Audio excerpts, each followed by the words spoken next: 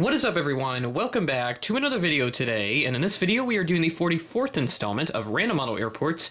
Today we're going to be doing the Missoula, Montana airport. Thank you to JB Aviation Picks for suggesting this airport. If you have any new suggestions, feel free to leave them in the comments below.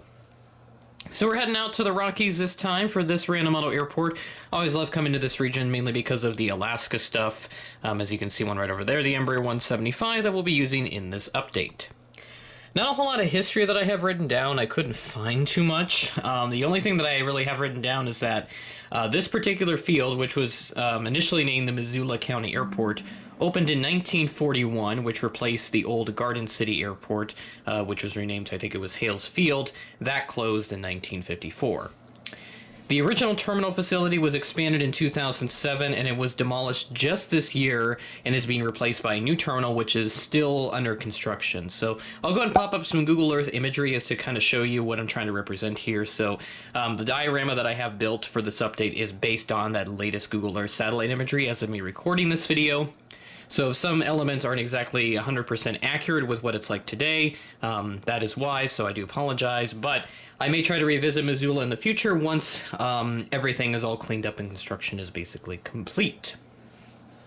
Another thing as well, too, Neptune Aviation are based out of the Missoula airport. They operate 10 British Aerospace BAE-146 for aerial firefighting purposes, which is really cool, so I will try to grab myself one of those right now. And there it is. Yes, I know this is not the most accurate BAE-146 to the one that I'm trying to represent here, but this is about all I got. So I'm just using my US Air here as a placeholder just so I can show you that, you know, this is what they operate for Neptune Aviation. For historical air service, I went ahead and turned over to departed flights to try to pull together some information. So this is what I found. Frontier and Northwest operated here in the 70s and the 80s. So the Frontier in this case was the original Frontier. They operated 727s and 737s into the city. Western came around by the middle of the decade, which was replaced by Delta once Delta acquired Western in 1987. Continental and Horizon Air came around by the end of the decade, and then the New Frontier came around not long after, but then they left not long after that. But Frontier is flying here, but it is only a seasonal service to Denver based on what I've read, so they are not in this update, unfortunately. There are no new services to talk about in this update as well, so without further ado, we're going to go ahead and get ourselves going with this update. At Gate Alpha 1, we have this Alaska Embraer 175. This required to ride in on a service from Seattle as Flight 3328, operated by SkyWest. At 11:41 a.m., delayed from a 10:32 a.m. scheduled arrival, so a delay of just over an hour for this aircraft.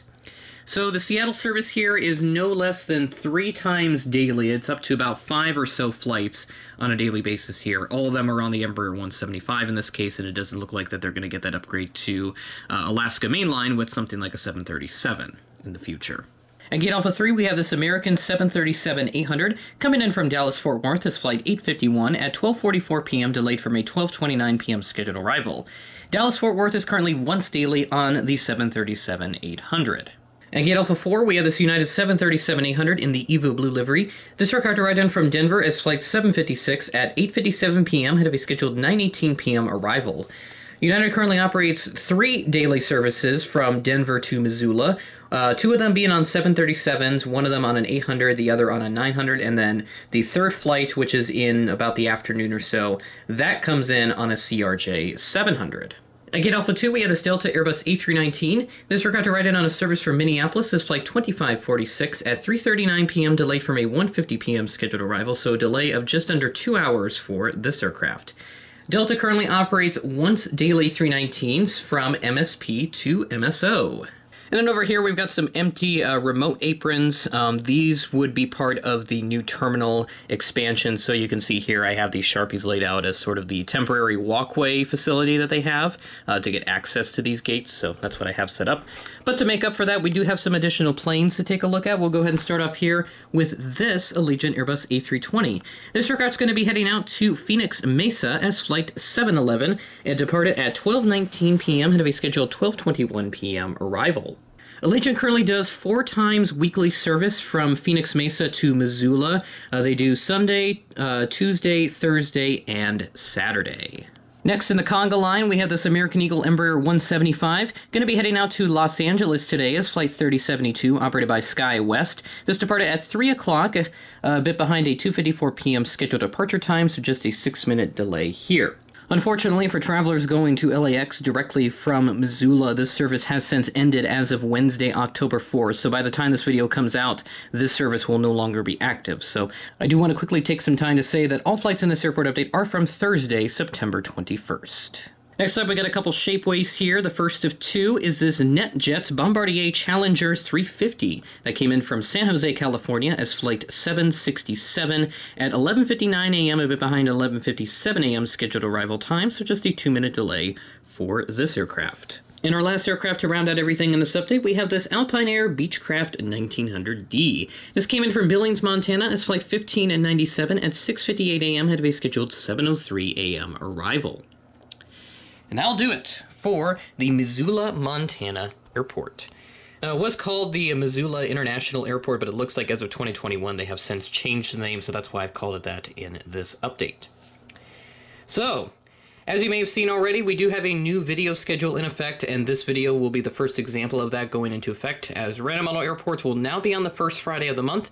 Next week, you'll see the Retro FSD update for 1994. I'm very much excited about this, as I'll get to use a couple more aircraft I've been wanting to use. Hopefully, I'll be able to get a 1992 update done where I can use my Delta 737-200 widget and the American Fokker 100 if I can find one, because those things are so gosh darn hard to find on eBay, and when they do pop up, they command a lot of money.